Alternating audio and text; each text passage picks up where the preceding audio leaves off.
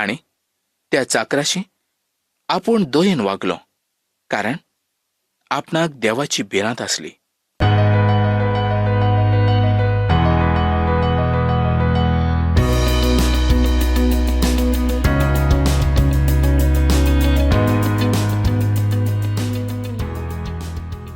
मोगाळ भावंडांनो, आयज आमी जॉबाच्या 30व्या आनी 31व्या अभिसुराचें शिकप करुया.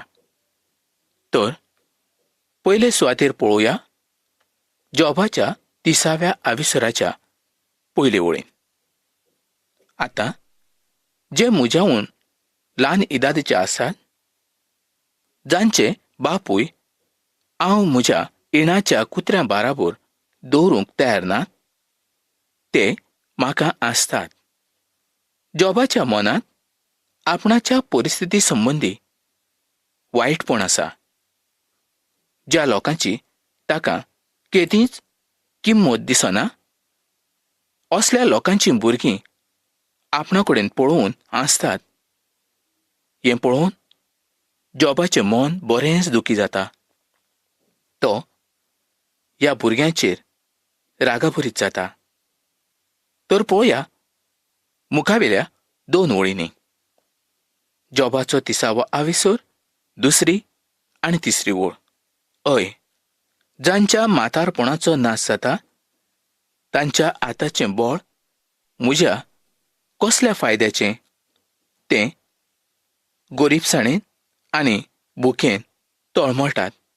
ते पयलींच्या कांय नासलेल्या जमनीकडेन पळोवन वेतात. ज्या लोकांची कांयच लायकी ना, जांच्यात कांयच करचें बळ ना, समाजान तांकां पयस केल्ले आसा, असले लोक आतां जॉबाची फकाणां करूंक लागले. मुखार जॉब कितें म्हणटा तें पळया.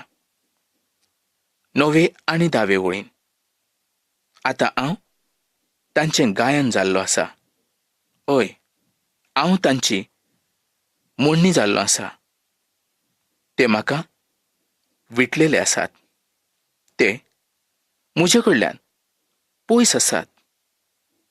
ते म्हजे कडल्यान पयस रावंक पळयतात. आनी म्हज्या तोंडाचेर ते कितेंय आपल्याक जाय तशें उलयतात. तांचो एक एक शब्द म्हटल्यार म्हज्या काळजाक भाल्यासारको जावन आसा. खरेंच मोगाळ भावंडांनो, जॉबाच्या जिवितांत व्हड संकश्ट आयलें. जॉबाक ह्या वेळार कोणूच नासलो. जॉबाची भिरांत धरपी कोण नासलो. ताका आदार करपी तर कोणूच ना.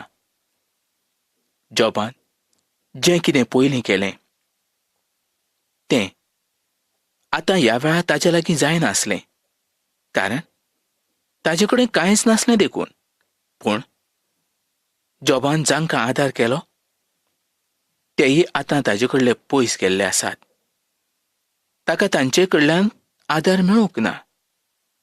मोगाळ भावंडांनो, जॉबाचें दूख बरेंच चड जावन आसलें. ताच्या दुखा वरवीं तो तळमळटालो.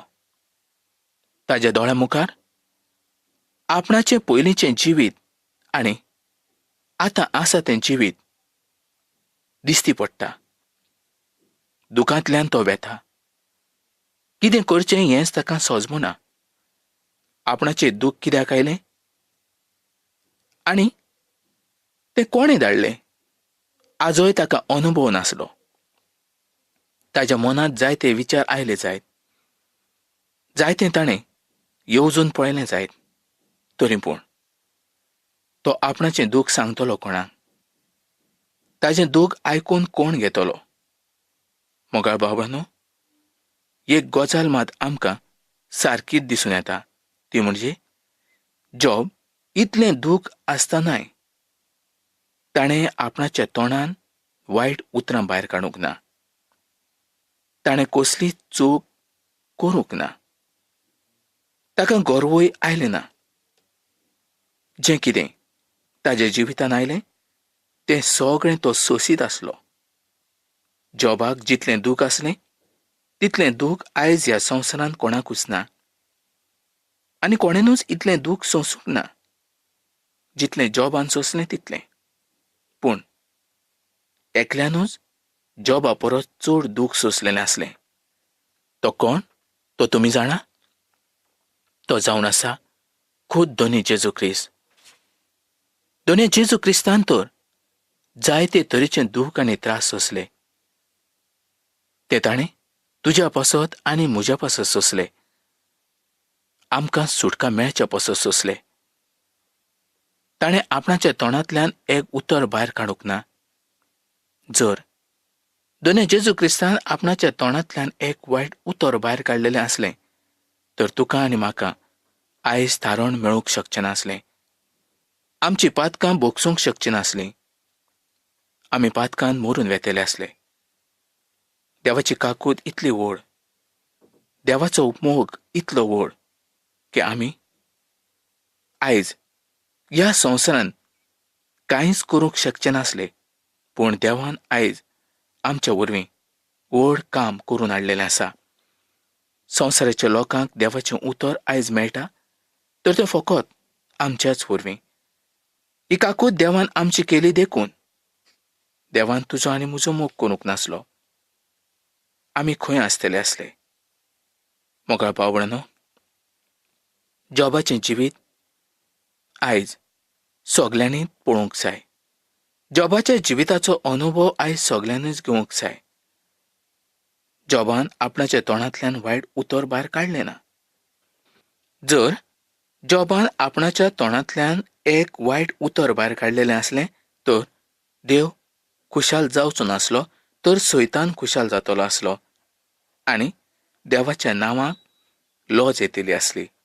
पूण जॉबान जें कितें केलें तें आयज आमी करपाची गरज आसा. देवाचें उतर आयज आमी मानून घेवंक जाय. देवाच्या उतरा प्रमाणें आयज आमी चलोंक जाय. देव आयज तुका आनी म्हाका पळयता. जॉबाचेर देवाची नदर आसली. देवान आपणाची नदर जॉबा वयल्यान काडूंक ना. पूण जॉबाक सगले परिक्षेंतल्यान देवान व्हेल्लो आसलो.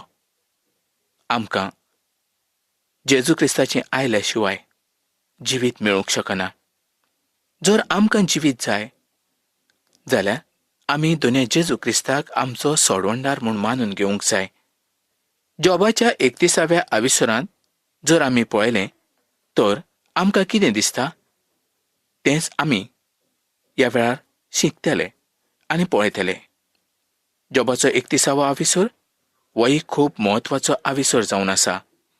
ह्या सुवातेर जॉब अशें सांगता की तो नितळसाणीचें आनी पवित्र जिवीत जियेलो. तो ओस्तऱ्याच्या फाटल्यान गेलो ना. कुडीच्या वरवीं पातक ताणें करूंक ना. मुखार तो म्हणटा जॉबाचो 31वो आविसर 2री आनी 3री ओळ. वायट करणाऱ्याची वायट दशा जावची ना. इश्टानो, वायट करणाऱ्याची वायट दशा जातलीच हें जॉब बरे तरेन जाणा आसलो. त्याच पासत असल्या सगळ्या पातका पासून जॉब पयस रावलो. ताका पातकाच्या वायट परिणामाची जाणीव आसली. जॉब मुखार कितें म्हणटा तें पळोवया. 31वो आविसर 4 ते 6 वळींनी आतां आमी पळोवया. तो म्हज्यो वाटो पळयना काय कितें? म्हजी सगळीं पावलां तो मेजना काय कितें? हांव जर खोटेपणान वागलोलो आसलो आनी वायट करूंक म्हज्या पांय धांवलेले आसले तर देवान म्हाका पळोवचो आनी नितीचे तागडेन घालून म्हाका जोगचो.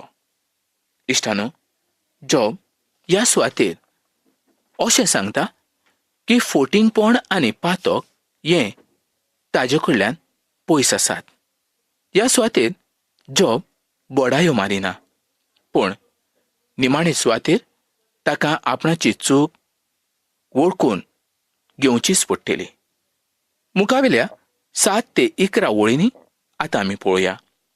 जर म्हजें पावल वाटेवेल्यान नाका ते स्वातेर गेल्लें आसलें आनी म्हजें काळीज म्हज्या दोळ्यांतल्यान गेल्लें आसलें आनी जर म्हज्या हातांत कितें गुन्यांव आसले तर म्हाका शेतांत दवरचो आनी दुसऱ्यांनी खावचो आनी म्हज्या शेतांतली पिकावळ उमटावून उडोवची आनी दुसऱ्यांनी ती खावची.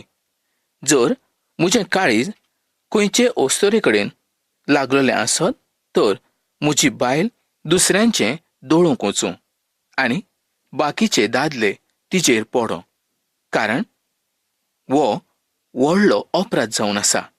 नेतीदारान नीती करूंकूच जाय. मोगाळ भावंडांनो, ही गजाल खरी जावन आसा. जॉब सगळ्या पातका पासून वेगळो रावलेलो मनीस जावन आसलो. त्याच पासत असलो अनुभव ताका आयलोलो आसलो. त्याच पासत असलीं उतरां तो आपणाच्या तोंडांतल्यान भायर काडूंक शकलो. ह्या सुवातेर ताची कसलीच चूक नासली. ताणें कसलीच चूक करूंक नासली. हेंच आमकां सारकेंच समजून येता. जर ताचे भितर कसली चूक आसली तर तो अशें उलोवंक शकचो नासलो आनी ताका कोणूच ह्या वेळार आदार करचोय नासलो. पूण देवाचो आदार ताका आसलो. खंयच्याच मनशाचो आदार ताका नासलो. जॉबाचो 31 आविसर 13वी आनी 14वी ओळ.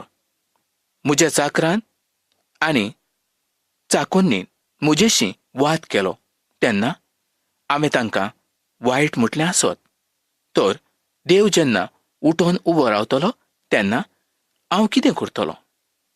जॉब तर बरोच ग्रेस्त आसलो. ताचे लागीं जायते चाकर आसले आनी त्या चाकराशी आपूण दयेन वागलो, कारण आपणाक देवाची भिरांत आसली. अशें जॉब ह्या सुवातेर म्हणटा. मोगाळ भावंडांनो, पवित्र पुस्तकांत खंयचीच गजाल अशी ना. सगळ्यो गजाली आमकां तातूंत दिसून येता. खंयची गजाल तातूंत सारकी ना अशेंय ना. जें कितें ह्या संवसारांत घडटा तें सगळें आमकां पवित्र पुस्तकांत पळोवंक मेळटा. मुखार जॉब म्हणटा, हांवें गरीबांक तांची खुशी जावंक आडयलें ना. तांची दुकां हांवें पुसलीं. तांकां आदार हांवें केलो. गरीबांक गरीबसाणेन रावंक दिलें ना. खरेंच जें कितें जॉबान केलें तें खूब व्हड जावन आसलें. ताणें व्हड समाज सेवा केल्ली आसली. आपणाच्या हातान वा आपणाच्या मनान ताणें केदींच कांयच वायट केलें ना. तो दुसऱ्याक आशिर्वाद असो जावंक पावलो. मोगाळ भावंडांनो, जॉबाचें उलोवणें सारकेंच जावन आसा. जॉब जें कितें उलयतालो तें एकदम सारकें जावन आसा. जॉबाचो एक एक गूण जर आयज आमचे भितर येत तर आमचें जिवीत कितलें बरें जावचें ना. दुस्मान केदींच आमचे कडेन येवंक शकचो ना. आमी केदींच वायट करूंक पावचे नात. देवाच्या नांवाक आमचे वरवीं व्हड मान आनी महिमा येतली. जॉबान आपणाच्या दुस्मानाच्या सांगातान केदींच दुश्टपण करूंक नासलें. जॉबाचो 32 आविसर आनी पयल्या 2 वळींनी आतां आमी पळोवया. ह्या सुवातेर अलिहूक जॉबाचो राग आयलो, कारण जॉबान देवाक गुन्यांवकारी थारायलो. मुखार ताका ताच्या इश्टांचेर राग आयलो, कारण जॉबाच्या त्या तिगाय इश्टांच्या तोंडांत कांयच जबाब नासलो. अलिहून सोंसणीकायेन जॉबाची वाट पळयली. ताणें मोदेकात आपलें तोंड उगडलें ना. पूण जेन्ना तांच्यांतल्या कोणाच कडल्यान सारको जबाब नासलो तेन्नाच ताणें आपणाचें तोंड उक्तें केलें. मोगा इश्टांनो, अलिहू हो ह्या सुवातेर 2 कारणां सांगता की जे जाणटे आसात ते वगीत सोंसणीकायेन कित्याक रावतात ह्या संबंदी एक, आनी दुसरें सांगता म्हणजे अलिहू हो जॉबाच्या इश्टां पासत ल्हान जावन आसलो. म्हणजेच जॉबाचे जे इश्ट असले तांच्या परस तो ल्हान जावन आसलो आनी तांकां कितें सांगचें होच प्रस्न ताज्या मुखार आसलो. पूण ह्या वेळार देवाच्या मुखार कोण ल्हान वो व्हड ना. देवाच्या मुखार सगळे सारकेच जावन आसा. पयलें कारण हें जावन आसा की तो तांच्या परस इदादीन ल्हान जरी आसलो तरी जाणवाय आनी गिन्यान दिणारो देवाचो आत्मो ताच्या थंय आसलो आनी ताका सगळ्यांचें पडोन गेल्लें आसलें. देवाचे सुचोवणेन तो उलयतालो. मोगाळ बाबड्यानो, अलिवूच्या उलोवण्या वेल्यान आमकां जायतें समजून येता आनी आमकां जायतें शिकूंकूय मेळटा. पयली गजाल ही की देवाच्या मुखार नितीवंत आमी जावंक जाय. जर देवाच्या मुखार आमी नितीवंत नासत तर देवाचे लिपलेले गूढ आमच्यांनी उक्ते करूंक जायना. आमकां देवाच्या उतराची सजमणी मेळूंक शकना. अलिहू वो देवानूच धाडलेलो आपणाचो सेवक जावन आसलो. जॉब ह्या वेळार तळमळ्यांनी आसा, दुखान आसा, त्रासान आसा. कितें करचें हो एक प्रस्न ताच्या मुखार आसा. तरी पूण तो आपणाच्या तोंडांतल्यान कांयच वायट उलयना. तो सगळें देवाचे येवजणेन करीत आसा अशेंच आमकां पळोवंक मेळटा. जॉबाचो 32वो आविसर आनी 9वी ओळ. जे व्हड आसात ते जाणवायेचे आसात अशें न्हय. ह्या सुवातेर ताका अशें म्हणूंक जाय, देवाचो आत्मो ताका जाणवाय दिता. म्हणजे जॉबाक फकत देवूच जबाब दिवंक शकता हेंच तो सांगता. आमच्या सगळ्या प्रस्नांक जबाब देवूच दिवंक शकता. मोगाळ बाबड्यानो, आयज आमचें जिवीत कसलें आसूंनी पूण तें देवाच्या मुखार एक दीस उक्तें जातलें. आमच्या कोडण्या प्रमाणें आमकां फारीकपण मेळटलें. अलिहू ह्या गजालीचो राग आयिल्लो आसलो. खरें पळयल्यार जॉबाचें म्हणणें अलिहूक मानवंक नासलें. जॉबाचें म्हणणें कितें आसलें, जॉब कितें चिंत्तालो आनी आयज आमचें म्हणणें कितें आसा आनी आमी कितें चिंत्तात हेंच देवाक बरें लागना. जॉबाचो 32वो आविसर आनी 18वी ओळ. हांव सोबदांनी बोल्लोलो आसा. म्हजो आत्मो म्हाका जागयता. मोगा इश्टानो, आमी जायते फावटी जॉबाच्या इश्टां सारकेच वागतात. दुसऱ्यांक देवा कडेन हाडचे बदलेक आमी तांकां देवा कडल्यान पयस आनी पयस व्हरूंक पळयतात. तांच्या मदें आनी देवाचे मदें आमी आडकोळ अशें जावंक पावतात. आनी अशें जेन्ना घडटा तेन्ना आमकां देवाचो आशिर्वाद मेळना तर देवाच्या क्रोधाक आमी सांपडटात. आयज संवसारांत जरी जायते वायट मनीस आसले जाल्यार तांकां देवाचें उतर सांगप हें तुजें आनी म्हजें काम जावन आसा. पूण मोगाळ भावंडांनो, देव आमची मनां आनी काळजां वळखता आनी सगळ्यांची तो परिक्षा करता. तो क्रिस्ताच्या वरवीं आमची सगळीं पातकां धुवन नितळ करता. कारण क्रिस्ताच्या रोगतान हेंच बळ आसा. आमच्या पातकां पासत कोण मेला, कोणें आमच्या पासत जीव दिला. आयज जरी आमी ह्या संवसारांत जियेतात तरी आमी नितळ नात. आमची येवजण कसली आसा, आमी कितें चिंत्तात, आमी कसल्यो कोडण्यो करतात, आयज हें आमी आमकांच विचारूंक जाय.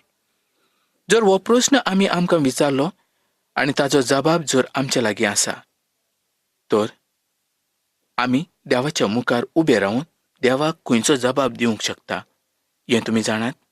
इश्टानो, संवसार जरी आमकां जळटा तरी आमी संवसाराक जळचे न्हय. देव जें कितें आमच्या जिवितांत करता तें आमच्या बऱ्याच पसत. जें कितें आयज तुज्या जिवितांत आयलां तें तुका नितीवंत करचें पसत. दूख आनी त्रास तुका आसतलेच, पूण दोनूय जेजू क्रिस्ताचेर भावार्थान रावले तर आमकां सासणाच्या सासणाक जिवीत आसतलें. देव सासणाच्या सासणाक आमकां आपणाशी ओडटलो.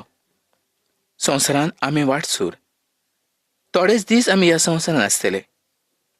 संवसारांत दूख आनी त्रास हें आमकां आसा, पूण सर्गीच्या राजांत आमकां केदींच दूख आनी त्रास आसूंक शकना, कारण त्या सुवातेर दूख नाच, त्रासूय नाच, कसलेंच संकश्टूय ना. पूण आयज ह्या संवसारांत सगळें जरी आमी सोंसतात, तरी देव तें आमकां सोंसूंक बळ दिता. तर मोगा इश्टानो, आयज हांव जाणा तुमकां जायते तरेचें दूख आसतलें, त्रास आसतले. व्हडा संकश्टांतल्यान तुमी वेता जायत. संवसारांत तुमकां सगळ्यांनी सांडलेले आसत, तुमकां कोणूच नासत. तुमच्या घरच्यांनी तुमकां सोडले जायत, तुमच्या शेजाऱ्यांनी तुमकां सोडले जायत, तुमच्या सोयऱ्यांनी तुमकां सोडले जायत. पूण देव तुमकां केदींच सोडूंक शकना. देव तुमचो मोग करीत आसा आनी करीत रावतलो. तर मोगा भावडानो, हांव जाणा तुमी ह्या दुखावेल्यान, त्रासावेल्यान आयज बरींच दुखी जाल्लीं आसात. कोणाक सांगतलीं? तुमचीं दुखां कोण पुसूंक शकता? आयज तुमच्यो गरजो दोनया जेजू क्रिस्ताच्या मुखार व्हरात. तोच तुमकां आदार करतलो. तोच तुमकां सगळे तरेचें बळ दितलो. तर इश्टानो, आयज तुमची कसली मागणी आसात आनी कसली गरज आसा हें आयजच तुमी चीट बरयात आनी म्हाका कळीत करात. पूण जेन्ना तुमी म्हाका चीट बरयतात तेन्ना तुमचो पत्तो तुमी सारको बरोवपाक विसरूं नाका. जायते जाण चीट बरयतात पूण आपणाचो पत्तो बरयना. तर मोगा भावडानो, हांव तुमकां कसो जबाब दिवंक शकता? तुमचो पत्तो बरोवपाक विसरूं नाका. तर इश्टानो, वेळ पावलेलो आसा. ही कार्यावळ आतां आमी हांगा सोंपोवया आनी फुडल्या कार्यावळीन आमी परत मेळुया.